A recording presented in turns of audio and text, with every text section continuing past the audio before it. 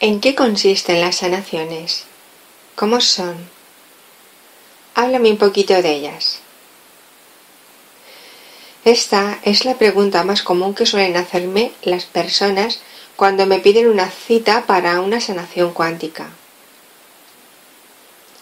Estoy escribiendo un nuevo trabajo que versa nuevamente sobre el camino de integración. Tocaré varios puntos. Muchos de ellos, los que veis mis trabajos, ya los conocéis. Pero aún así profundizaré un poquito más en algunos de ellos. Centrándonos en la explicación más concreta sobre lo que ocurre en las sanaciones cuánticas y la dinámica que siguen, yo suelo tener en casa esta imagen, que ya habréis visto en muchos de mis trabajos. Es tremendamente esclarecedora de lo que es un camino interior, con mayúscula, un camino de integración, el viaje hacia adentro.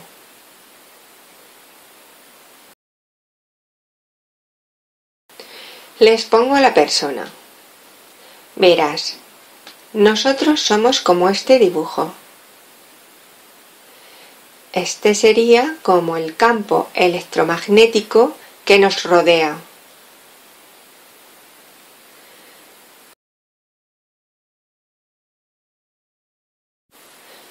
Nosotros tenemos un punto de origen, un punto en el que fuimos creados, una especie de Big Bang, un chispazo del gran cerebro universal.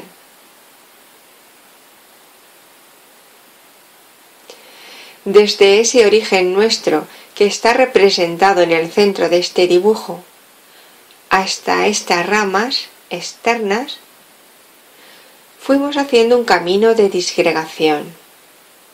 Nos fuimos ramificando, separándonos, hasta llegar a todas estas ramitas exteriores que representan nuestra multitud de aspectos.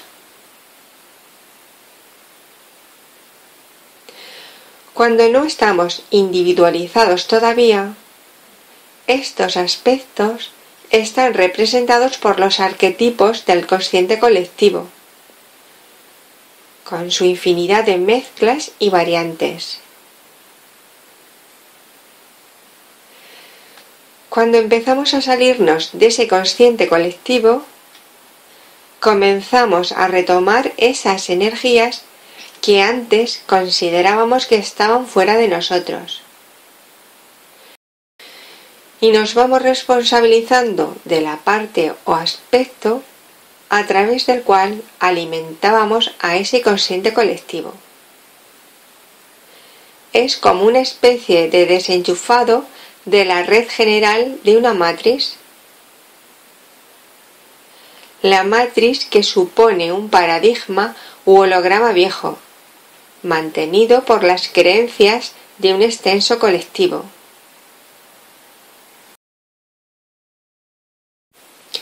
Estas ramitas de fuera representan nuestro exterior, nuestra puesta en escena en el mundo exterior. Puesta en escena que obedece al argumento escrito por la multitud de experiencias que fuimos acumulando desde que descendimos del origen. Conforme nos disgregábamos, nos íbamos solidificando en materia. La materia es un conglomerado de energía llena de memorias celulares de muchas vidas y muchos aspectos, solidificadas siguiendo la ley de la gravedad. Es lo que ocurre a los gases o al plasma que expulsa el centro de una galaxia. Conforme van viajando a través del espacio a regiones más lejanas, va adquiriendo propiedades más densas. Por ejemplo, nuestro planeta o planetas aún más lejanos del origen del centro de nuestra galaxia. En este punto de las ramitas de fuera nos encontramos totalmente enredados. Se podría decir que estas ramitas representan el consciente colectivo, expresándose, encarnándose a través de las personas. También en este punto se podría afirmar que las personas son movidas desde ese consciente colectivo, no desde sí mismos, como si fueran piezas de un ajedrez. Las personas aquí actúan, reaccionan, piensan, traducen todo desde una percepción confusa. Miran desde el cristal que conforman sus aspectos internos, enredados, con lo cual su lente está muy opaca, no tiene claridad, y al carecer de claridad se van enredando cada vez más. Aquí la conciencia, la percepción que se tiene es muy neurótica, y todo lo que se crea desde aquí contiene su punto de neurosis equivalente o proporcional. La memoria celular sin integrar el pasado es muy neurótico, contradictoria e irracional. Se mueve a golpe de impulso dual, de reacción. Sin embargo, en el viaje contrario hacia el centro, hacia el origen, las personas se van clarificando, centrando, integrando. Se va desde la dualidad hacia el uno.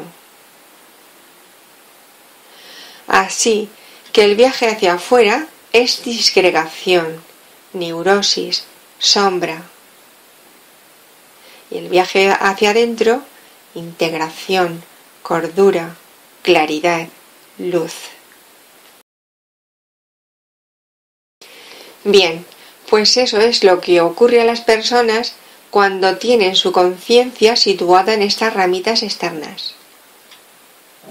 Pero cuando una persona comienza su trabajo interior hacia adentro, comienza entonces su trabajo de integración, de liberación. Esto es de lo que se trata todo el camino interior. Pero claro, para que la persona vaya integrándose, tiene que ir recogiendo y reuniendo cada ramita. Esto solo puede hacerse con autoconocimiento y alquimia. Y por supuesto, con una buena dosis de amor incondicional hacia nosotros mismos, nunca aprendido desde el mundo, que sea capaz de tolerar, de permitir, de amar todo ese mare magnum de ramitas divididas y antagónicas que conforman nuestro campo energético. Eso es amar nuestra humanidad. Y hay muchas corrientes espirituales, entre comillas, que no han aprendido esto y se mueven en una filosofía de negación inconsciente. Es un tremendo autoengaño del que se puede tardar mucho tiempo en salir. En otro trabajo próximo hablaré un poquito más sobre esto, porque me encuentro con trabajadores del interior muy auténticos que necesitan reforzar más su punto de conciencia individual y que aún se clavan puñales, tribulan mucho al ver los reflejos de negación que esos grupos de estudios espirituales les están refractando. Puede parecer fácil, pero es lo más difícil del camino. De hecho, el camino se trata todo de aprender a amarnos cada vez más, de abrazar espacios muy en sombra que no imaginábamos que había dentro de nosotros. Solo cuando vamos reconociendo y abrazando todos los espacios sombra que aparecen, podemos seguir caminando hacia adentro. No es posible ir a nuestro origen sin ese amor hacia nosotros. Es un amor que procede de una conciencia cada vez más comprensiva hacia nuestra propia naturaleza humana, con toda su carga dual y absolutamente amorosa. Por supuesto, no es un amor según el mundo, que solo ama con condiciones. Es un trabajo tremendo de la persona que regresa hacia su origen. También a este viaje hacia adentro se le conoce como el regreso del hijo pródigo. Si os dais cuenta, este dibujo también representa un sol, un Tao, un Corpus Christi, un Yo Soy, una galaxia, en fin, la esfera holográfica que somos. ¿Qué ocurre cuando una persona está saturada de experiencias, de ramitas enredadas, y ya su vida se le hace casi imposible vivirla como la estaba viviendo? Pues que o tira hacia su interior, hacia la integración, que es su única salida y liberación, o la inercia disgregadora solo le traerá destrucción y sufrimiento en su vida. Bien, pues una de estas raíces que despierta por fin comienza su viaje hacia su interior. Comienza a diferenciarse de las otras ramitas que conforman el consciente colectivo al que pertenece. Las otras raíces externas, que son aspectos paralelos de la que ha despertado, gracias a esta que se ha despertado, van a poder ser integradas.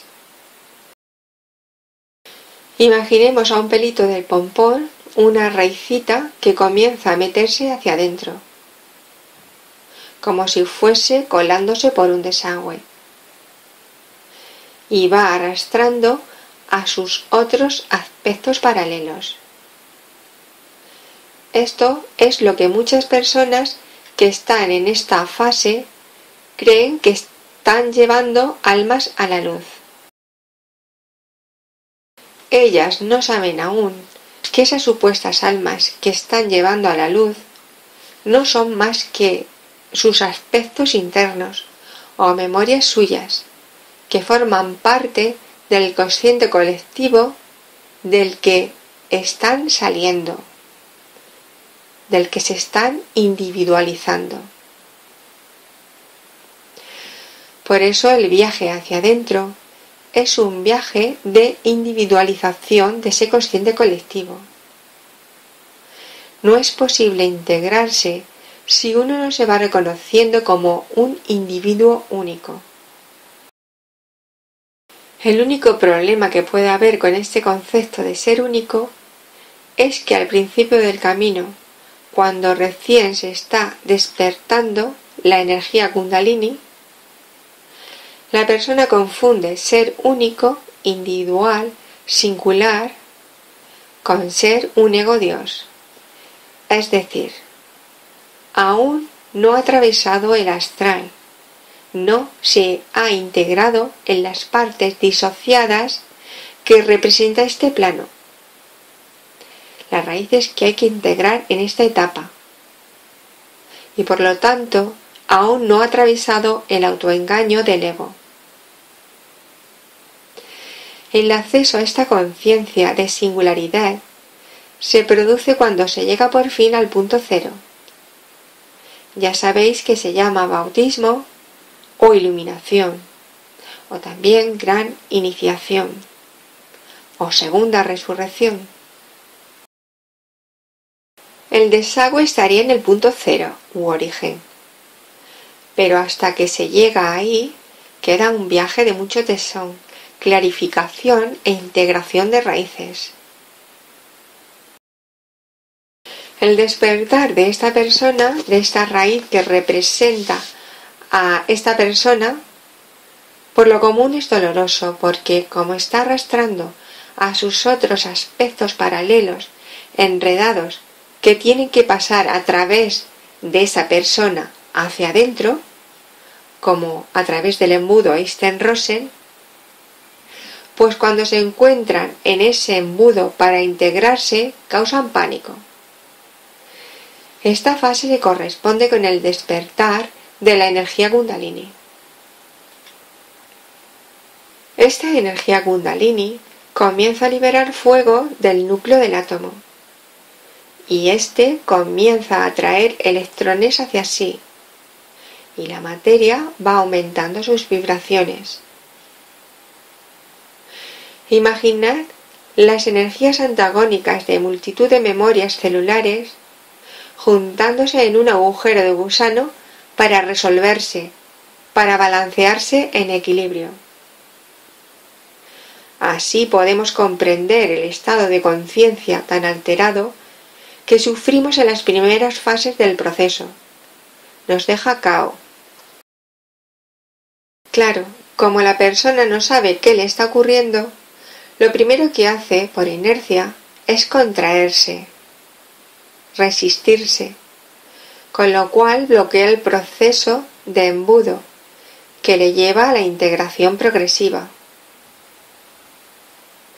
El espacio de integración que va desde las raíces externas hacia el centro representa el plano astral, que está muy enredado y engaña mucho a las personas que recién lo están atravesando, porque aún no tienen la conciencia de creador y encima están atravesando esta especie de selva de energías enmarañadas. Aún no saben que dentro de ellos está el origen de todo. Aún no saben que su cristal está opacado por esa multitud de raíces o memorias celulares que no les dejan ver bien, ver con claridad. Y es a través de ese cristal opacado por el que están creando su vida, su exterior, aunque no sea de forma consciente. De ahí la importancia de limpiarlo, de limpiar esa famosa viga en el ojo. Bien, pues solo cuando se ha logrado llegar a ese punto cero es cuando se toma conciencia de que él o ella es el creador de todo lo que hay en su vida y de todo lo que ocurrió en ella. Sí que se trataba de energías externas a él que lo movían como fichas de un juego, pero porque la persona no era consciente aún de que las retroalimentaba con su conciencia de hipnosis. Y por supuesto, aún no conocía el poder que posee para salir de esa influencia ejercida por el holograma viejo. Al acceder a este punto cero, es un antes y un después. Es como voltear la mente como una tortilla, pero además literalmente. Se acaba la conciencia de víctima, se acaba la conciencia de salvador. Se acaba seguir a ningún gurú. Se acaba el pensar que se crea desde fuera. Se sabe que todo se crea desde dentro. Esta es la iluminación que llega al cuerpo mental de la persona. Luego ponerlo en práctica y encarnarlo es otro cantar. Pero para mí es de lo más importante en lo que puede llegar una persona, estando encarnada. Porque hasta que no se llega a esta conciencia, es imposible la autoliberación. En esos momentos se produce la reconexión con el simétrico divino, lo que se llama la verdad del Espíritu Santo, que ayudará a realizar la segunda etapa del viaje en la que habrá que confrontar la sombra. No es posible confrontar la sombra sino si accede a esta conciencia de singularidad creadora, de individualidad soberana, por encima de cualquier gurú, libro o grupo. Esto es lo que no saben los grupos espirituales que he comentado antes y que confunden a los recién ascendidos a la individualización. No saben lo duro y desafiante que es confrontar la sombra propia y se quedan en un falso ideal de espiritualidad almibarada. Con decir que el cuerpo no es real se quedan tan panchos. Pero esa afirmación procede de una premisa intelectual, para nada basada en la experiencia real de atravesar la sombra. No saben que cuando la sombra comienza a iluminarse y a integrarse, produce irremediablemente cambios mentales con sus correspondientes y previas tribulaciones, cambios emocionales con sus típicas tormentas emocionales antagónicas y anticipatorias, y cambios físicos con su sarta de molestias y síntomas físicos y sus correspondientes transformaciones progresivas. Emergen enfermedades por última vez para ser integradas y sanadas. No se puede encarnar vibraciones de dimensiones cada vez más altas, correspondientes al espíritu, si no se producen estas transformaciones o alquimias. Igual que una oruga se disuelve primero para poder ser mariposa. ¿Cómo podemos representar esta segunda fase del sagrado proceso interno, ayudándonos de nuestro dibujo de raíces? Pues una vez llegados al punto cero, cuando el agua ha logrado pasar por fin a través del desagüe, entre comillas, nos hemos reconectado con nuestro ser del futuro inmediato y desde ahí se descarga un nuevo programa que nos permitirá ir actualizando uno por uno todas las viejas aplicaciones del viejo programa. Es un trabajo enorme, de mucho discernimiento y honestidad con nosotros mismos, y de mucha valentía. De hecho, cuando se produce esta iniciación, en la mente de la persona aparece como una especie de repaso de vida desde que era pequeñita. Pero esta vez es un repaso de vida bajo los ojos excepcionalmente amorosos de su espíritu. Tiene un acceso de entendimiento fuera de lo común, lo que se denomina como revelación. Es la segunda resurrección, y en ella el fuego del espíritu que entra, quema, purifica el cuerpo etérico, en donde se depositan todas las memorias de la persona de esa vida que estaba teniendo. Esto es lo que ocurre cuando las personas fallecen y hacen el repaso de vida. Pero lo que sucede cuando esta iniciación del bautismo acontece estando vivo en un cuerpo es que tras ese repaso la persona tiene al mismo espíritu descargado en ella, activado en su ADN, hecho que le va a permitir, si ella tiene la voluntad de seguir el camino interior, purificar, transmutar, integrar todo su cuerpo astral, en donde reside mayormente su sombra, la memoria heredada de sus ancestros. Si con la entrada del fuego del espíritu, y aquí nos sirve la imagen del primer coladero del agua, quedaron fundidas las memorias de esta vida que estaban almacenadas en el cuerpo etérico, en la segunda parte lo que se clarifica e integra son las memorias del alma, a través de muchas vidas. Por eso es tan abrumador. Solo con el hecho de integrar la multitud de formas de morir, nos podemos hacer una idea de la cantidad de bloqueos que portábamos de otras vidas y que nos habían estado condicionando de forma inconsciente en esta. Esta es la segunda parte del viaje hacia adentro. Primero la Kundalini asciende y sale por la coronilla, y luego, una vez está reconectada con el espíritu, la persona puede adentrarse en sus oscuridades interiores, en donde residen sus propios dragones. Esto lleva su tiempo para poder ejercer el autoconocimiento, discernimiento y alquimia de esas memorias. En esta fase muchas personas pierden la esperanza. No entienden cómo, después de haber experimentado la certeza de un amor incondicional hacia ellas como ser individual, se encuentren tras esto con un desierto que les parece tan difícil de transitar. Sobre el dibujo, este podría ser representado también como subir una montaña.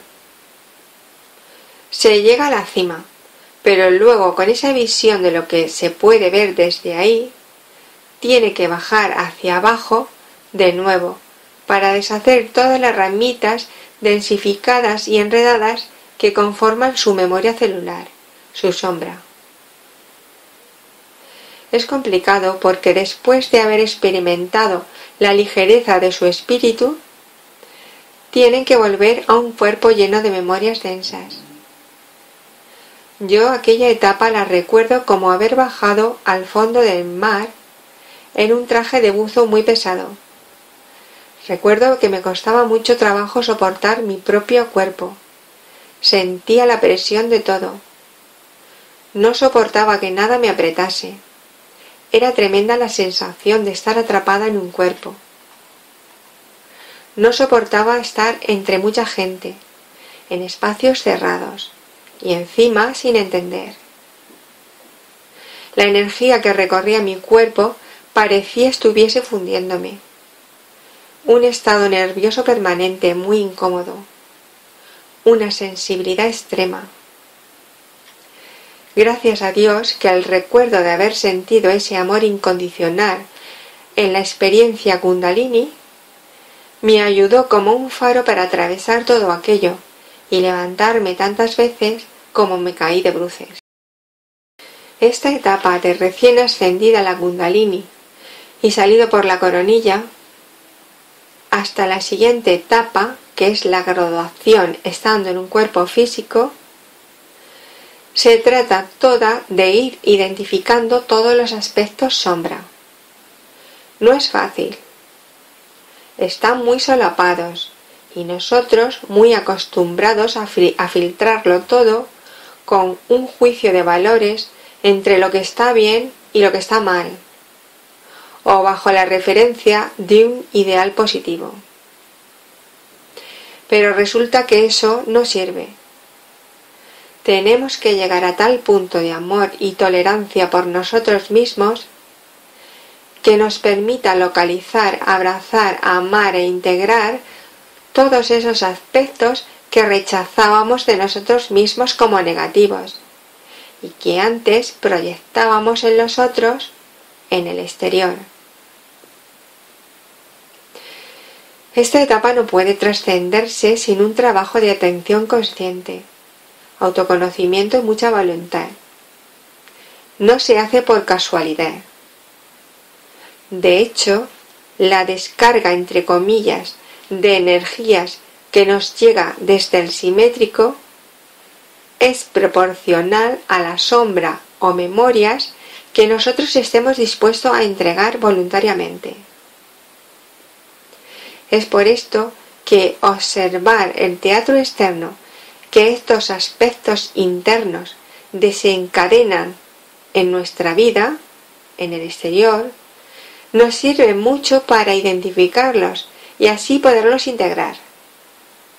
Recordemos el muñequito de barro del vídeo. Recuerdo que en una frase del maestro hacia el protagonista del capítulo del Kilkor, el maestro le dice al discípulo que no mate ni destruya nunca al Kilkor, porque entonces no lo podrá localizar dentro de él mismo, pues de otro modo jamás podría liberarse. Es un trabajo de mucha atención, pero merece la pena hacerlo porque hay luz al final del túnel y también está allí nuestra liberación. Quiero aclarar aquí que la dificultad reside en que, como tenemos petrificadas las memorias, patrones y hábitos en multitud de redes neurobioquímicas adictivas, el ir reconociéndolas y desactivándolas una por una, haciendo simultáneamente nuevas redes neuronales de manera consciente, demanda de nosotros una atención constante y permanente. Si no lo hacemos así, el barro que habíamos ablandado con cierto trabajo interno se vuelve a petrificar. También recordaremos que esas memorias petrificadas están llenas de juicios de valor basados en la dualidad, y eso supone tener una pesada carga basada en el no amor, siempre dispuesta a caer sobre nosotros y en cualquier intento de trabajo interno que hagamos, saboteándonos. Ahí reside la gran dificultad. Cuando por fin se logra integrar la sombra, entramos en la siguiente etapa, en la que ya sí somos conscientes del yo soy. Es decir, ahora sí sentimos ese amor por nosotros en todo momento. Todo el trabajo de alquimia realizado nos ha llevado a un gran respeto y reconocimiento por nosotros mismos y por lo que somos de verdad.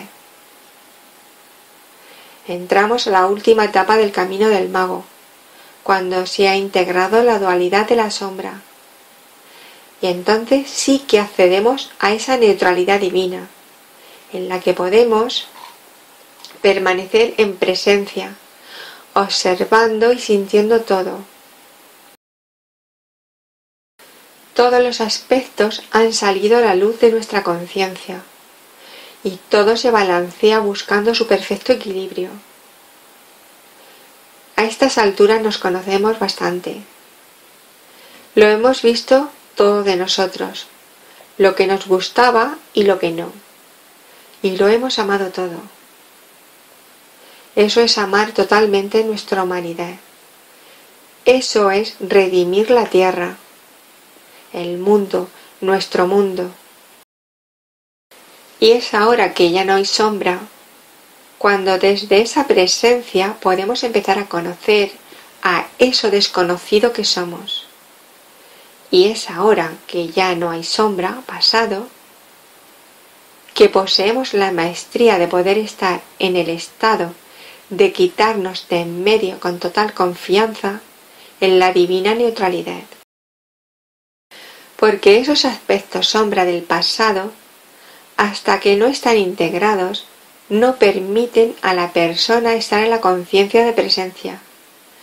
Hay una negación inconsciente. Siempre tirarán de ella, de la persona, robando su energía para procurarse su dosis de químicos que alimenten sus viejas redes neuronales, y seguirán creando los teatros externos para ejecutar sus guiones. La jornada para llegar aquí, a la divina neutralidad, fue muy dura. Se ganó ese espacio a pulso. Los que lo hicieron de verdad saben cuánto costó. Ahora ya, que no venga nadie con cuentos chinos, porque ellos pueden captar los motivos ulteriores de todos, ya que antes los tuvieron que reconocer, amar e integrar en ellos mismos. A estos seres ahora les toca asumir su propio valor. Es necesario que así lo hagan para completar el amor hacia sí mismos, hacia su Dios interno. Ya no pueden asumir sobre ellos las realidades cuánticas de otros, debido a sus espejismos de apego, resignándose a no ser vistos porque los otros tienen que hacer todavía el trabajo de limpiar su cristal para poder verse a sí mismos, y poder verlos a ellos también. Resignándose a no recibir de los otros el reflejo de su propia valía, debido a que siguen asumiendo por inercia esas realidades de carencia. Eso ya es muy viejo. No está en coherencia con lo que de verdad son. Ni se pueden permitir bajar a los espacios vibracionales de otros para poder relacionarse con ellos, fingiendo ser otra cosa que no son. La total integración requiere esta total alineación con la verdad que ellos saben que son. Puede que esto resulte un nuevo desafío para ellos, pero para acceder totalmente a la nueva vía del tren, no es posible cargar con esa incoherencia. Ellos saben que el universo los lee y les devuelve absolutamente todo lo que emitan, por muy sutil que sea. Ellos saben que para el universo no valen disimulos ni falsas pretensiones.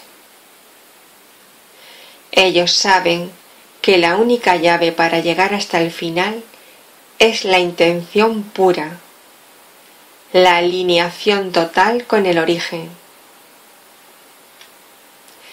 Y a estas alturas no pueden desaprovechar los logros adquiridos durante todo el camino interior y la capacidad de poder acceder a los espacios que los aguardan. Es el primer deber de amor que tienen hacia ellos mismos y que llegados a este punto no se lo pueden negar más. Y sabe que ya no es posible negociaciones e interacciones que comprometan concluir lo que vinieron a concluir. Vidas y vidas de trabajo, hasta llegar a esta por fin, en la que han podido recoger todos los aspectos que dejaron dispersos a través de esas vidas. Su parte en el experimento ya está terminada. Y seguidamente vamos a discernir esto que acabo de exponer bajo la perspectiva de la física cuántica.